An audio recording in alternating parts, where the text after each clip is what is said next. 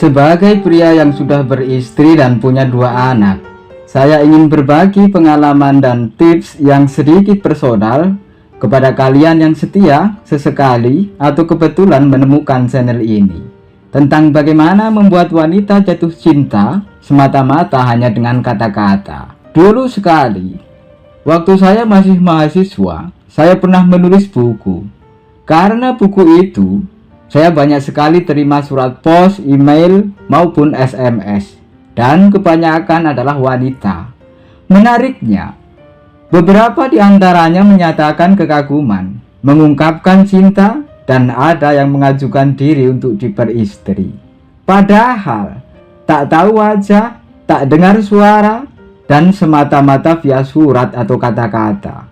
Dan wanita yang sekarang menjadi ibu bagi anak-anak saya, bersedia untuk saya nikahi hanya dengan kata-kata via BlackBerry Messenger dan hanya dalam waktu 27 hari.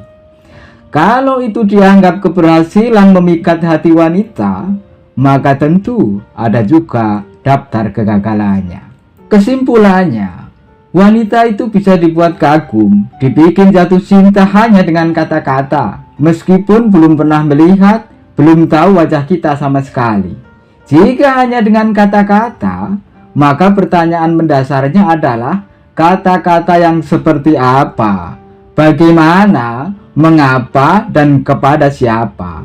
Jadi kata-kata yang seperti apa, yang bagaimana, dan mengapa, juga kepada siapa yang bisa bikin wanita jatuh cinta. Pertama, kata-kata yang mencerminkan hati, pikiran, pandangan, sikap hidup dari sosok pria yang wanita harapkan, yang ia impikan. Singkatnya, jika kata-katamu menggambarkan atau sesuai dengan imajinasinya, dengan dorongan bawah sadarnya tentang lawan jenis, maka dapat dipastikan ia tertarik, suka kepadamu. Misalnya, jika seorang muslimah, akhwat, yang islami, religius, yang mendambakan suami yang taat, tawadhu, lembut, penuh cinta, lagi pandai menyenangkan hati wanita, bawah sadarnya akan terstimulasi, terbangkitkan dengan kalimat, misalnya, engkaulah akhirku dari sesuatu yang tanpa akhir, Allah ilahi Rabbi. Mengapa kalimat itu menstimulasi, membangkitkan bawah sadarnya? Sebab kalimat engkaulah akhirku dari sesuatu yang tanpa akhir menggambarkan cinta yang sangat kepadanya. Sedangkan Allah ilahi Rabbi dinilai sebagai tanda ketaatan kepada Tuhan. Jadi, kepada wanita yang bagaimana kata-kata semacam itu akan ampuh punya daya mantra, kepada muslimah, akhwat, yang islami, religius, yang mendambakan suami yang taat, tawadhu, lembut, penuh cinta, lagi pandai menyenangkan hati. Maka, kata-kata yang serupa bisa tidak mempan untuk akhwat yang lain. Kata-katanya serupa, Najwa dibikin terharu, menangis dengan kata-kata itu, dan tak sanggup menolakmu. Tapi pada Nikita, bisa jadi dianggap gombal. Mengapa? Sebab imajinasinya, bawah sadar Najwa dan Nikita tentang lawan jenis beda. Nah, di level ini, perkaranya bukan lagi kata-kata yang seperti apa, tapi kepada siapa. Kedua, kata-kata yang punya daya tindak atau kemampuan mewujudkan perilaku dalam bentuk kata-kata. Dan ini sungguh tidak mudah. Ini tentang bagaimana ketika wanita berbincang, berbalas kata denganmu, ia merasa seolah-olah merasakan tindakan dan bukan sekadar kata-kata. Hatinya, perasaannya, emosinya, pikirannya bermain, terlibat, terstimulasi. Kata-kata yang hidup, bermakna, tidak garing. Ada momen di mana ia bisa tertegun, tersentuh, terpikat, tertawa dengan kata-katamu.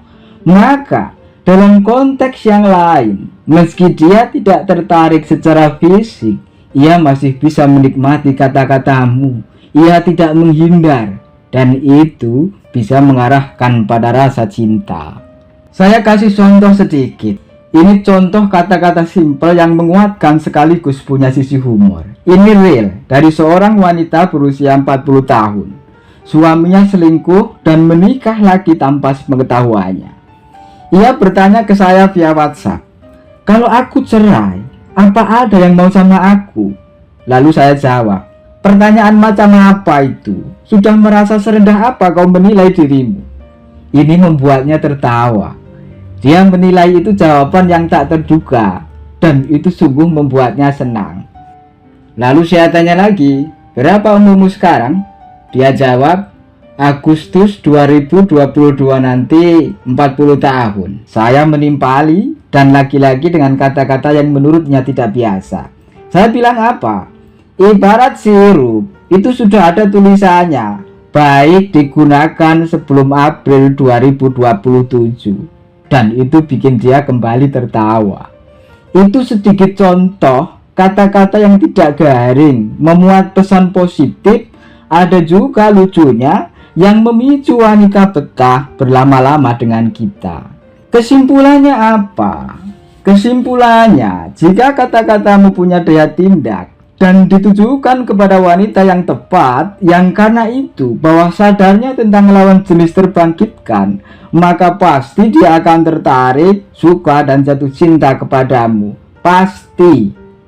Maka, jika bukan karena bawah sadar, setidaknya kau punya kemampuan berkata-kata yang punya daya tindak. Sebab kata-kata yang punya daya tindak, bahkan jika kau tidak sesuai dengan bawah sadarnya pun, masih mungkin membuatnya terpikat.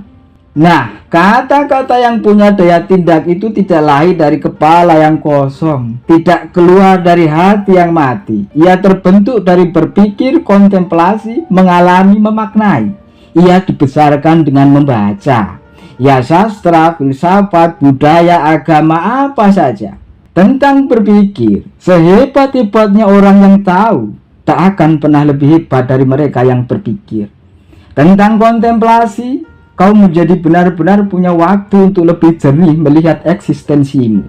Tentang mengalami, bambu akan bersuara hanya jika ditembus bara api dan menjadi seruling.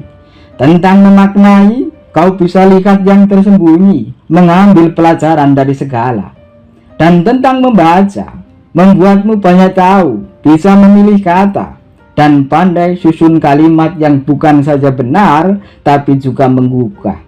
Dan sejauh mana kata-katamu ampuh mendapat tanggapan yang menyenangkan darinya, bisa jadi ukuran sejauh mana kau sesuai dengan imajinasinya, bawah sadarnya.